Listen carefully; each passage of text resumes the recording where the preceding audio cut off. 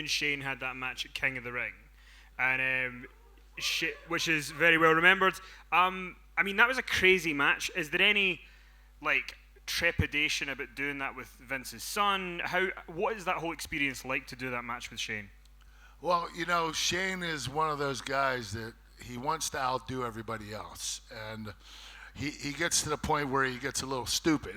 He does a lot of stunts, and the kid is really incredible. He's able to get in that ring maybe, once or twice a year and steal the show. It's really difficult to do stuff like that. So, him not being a full-time wrestler or even a part-time wrestler, for him to be able to steal the show every time he goes out there, that's something really special. Shane McMahon is a special human being, and what he's able to do with entertaining the fans and putting on the best matches possible is nothing short of incredible. And, I had a lot of fun working with him, but I remember, we had this match, and I was a dumb rookie, okay? I was just stupid as shit. And so is Shane. Shane was just elated. I believe this was like his second match ever. So we're pretty new to the business. And I remember afterward, we're at the hospital, both of us in wheelchairs. And all we cared about was, hey, that was a great match, high five. And we're hugging each other. And it's like, everybody in the hospital is like, what the are these two doing?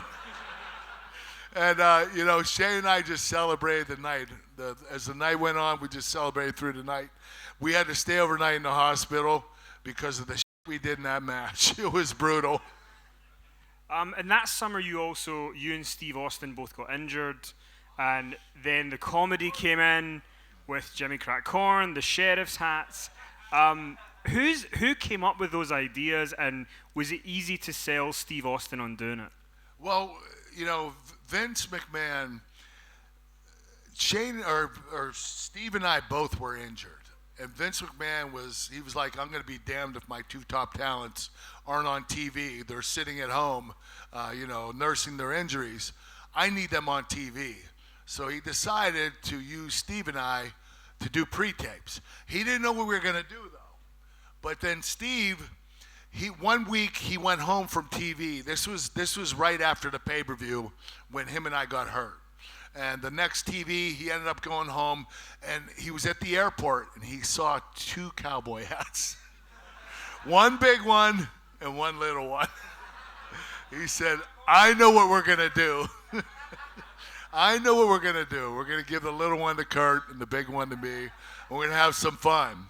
And I'll tell you, the stuff we did, if you weren't entertained, I don't know what to tell you. It was so much fun doing that with Stone Cold and Vince. And we had such great chemistry. And the crazy thing is, Vince would tell us during the pre-tape, listen, do not laugh until I yell cut.